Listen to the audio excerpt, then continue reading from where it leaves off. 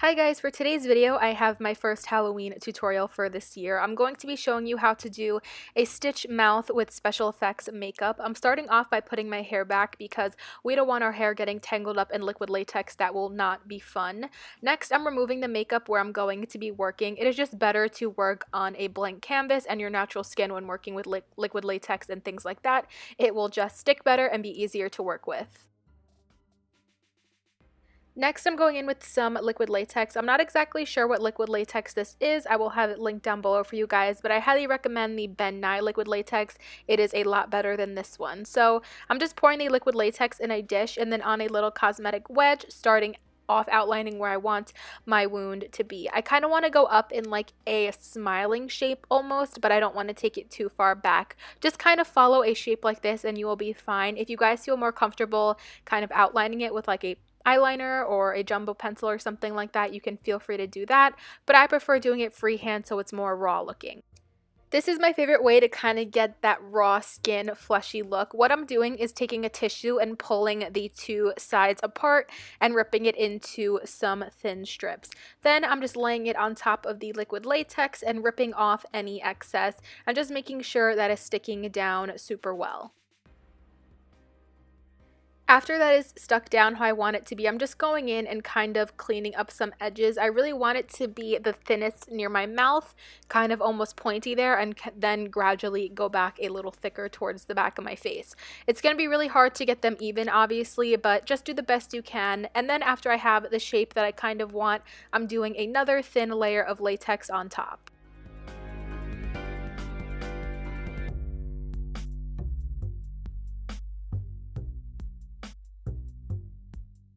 After that layer of latex is on, I'm putting another thin strip of tissue just to make it look a little bit more fleshy and add just a little bit more thickness to this wound. Make sure it is sticking really well and everything is nice and flat. Again, just ripping off some excess, shaping it how I want to, and then I will be going over the top with another thin layer of liquid latex.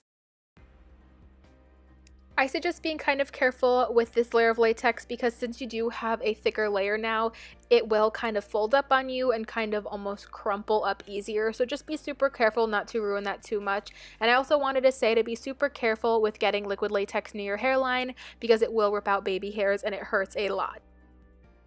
The drying time of this much liquid latex is going to be a long time, so I do suggest using a blow dryer. It will speed up the process a lot, especially if you need to get somewhere, if you're getting ready for a party. But the only thing that I highly suggest to you guys is to do it on low, on a cool setting, because liquid latex is flammable. You never want to chance the really hot air. So on low with a cool setting and you should be good to go.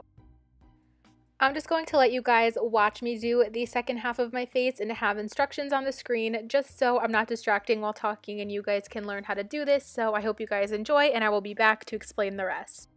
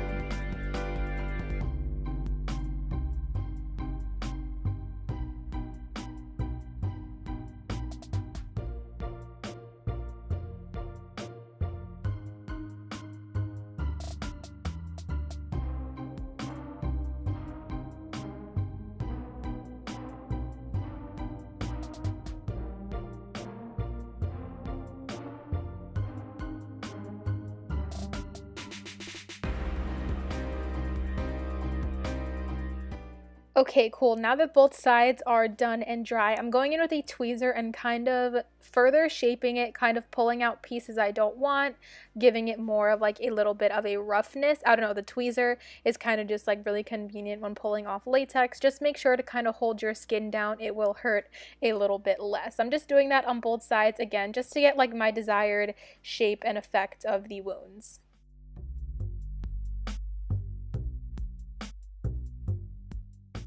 Taking my trusty Maybelline 125 Matte and Poreless, this one matches my skin tone the best, and that is what I'm looking for. Make sure you use a foundation that matches you perfectly. You don't want it to be too light or too dark. It really will take away from the realness of the wound. So I'm just using one of those little cosmetic sponges. I do want to point out the tissue is going to be pretty hard to cover up. Some white will always peek through, but that's okay.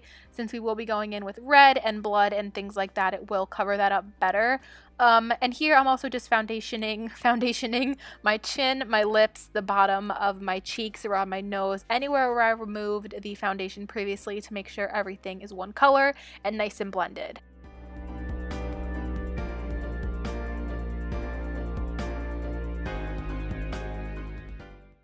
Here I'm going to be setting the foundation with the NYX HD translucent powder. I recommend using a powder that's a little more translucent and gives less of a white cast, or you can use a powder that just matches your skin tone. This is just going to make the foundation stay in place and not budge, and it's going to be easier to blend stuff on top of this.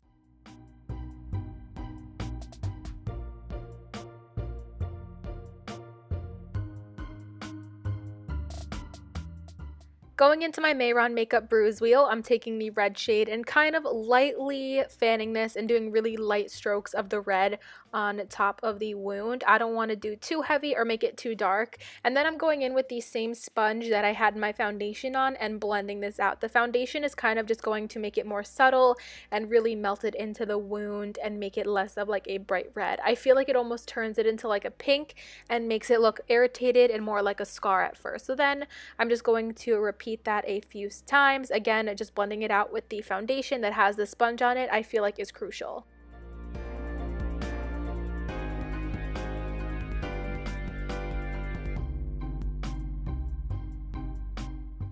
If you want this to be like a really fresh bloody wound, you can definitely go more heavy-handed on the red, but I really just wanted it to be more like a scar at first and then see where I was going with it after that. But again, if you want it to be more fresh, you could make it super dark red. It's going to look super bloody and super gory.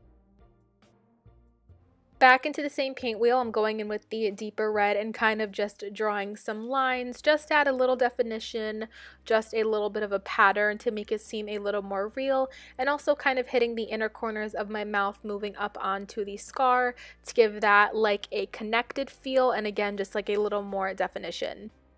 And of course, going in and blending everything with the same sponge with the lighter red and the foundation already on it.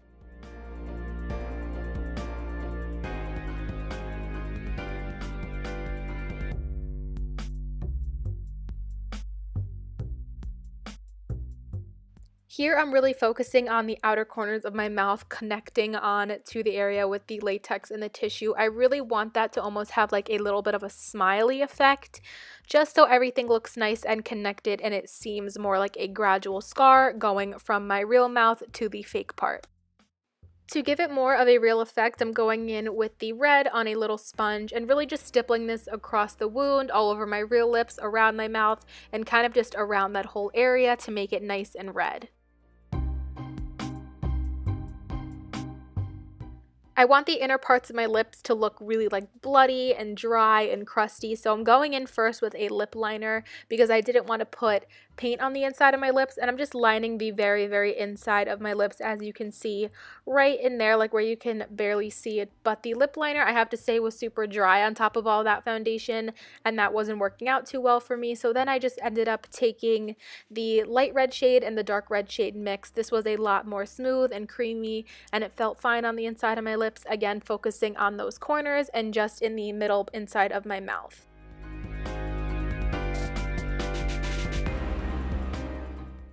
And just to add a little bit more to that effect, on a little tiny blending brush, I took black eyeshadow and just really kind of blended that and lightly dusted that on the inside of my lips.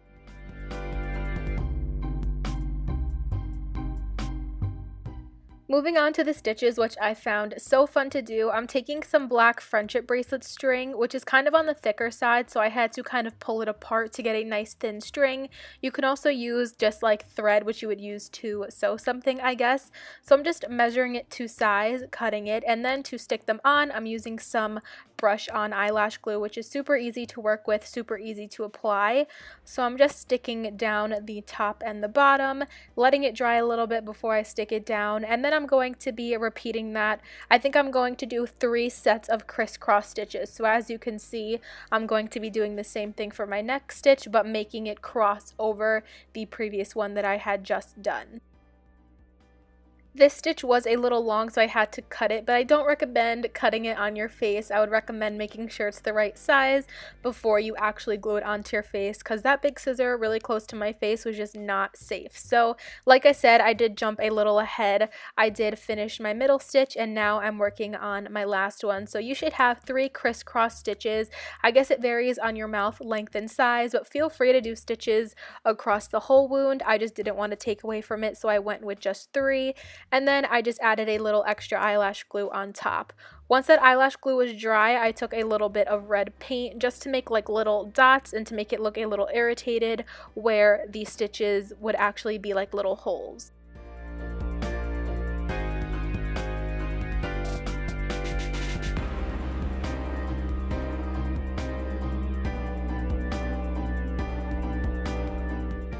And then again, going in with that foundation filled sponge and blending those little holes out so they're not so harsh and dark.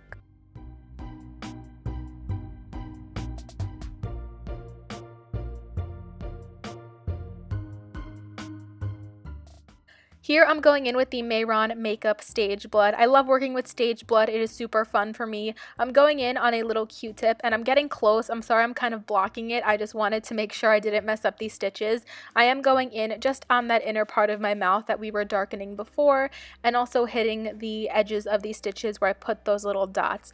Also, I'm bringing some of this fake blood onto the side of my cheek and making sure to focus it on the corners of my mouth. So that completes this video. I hope you guys enjoyed seeing this special effects tutorial. Please make sure to give this video a thumbs up and subscribe, because I will be having more Halloween videos. Definitely let me know if these special effects videos are something you guys would want to see more of. I could definitely do that for you. I hope you guys have a fun and safe Halloween, and I will see you in my next one.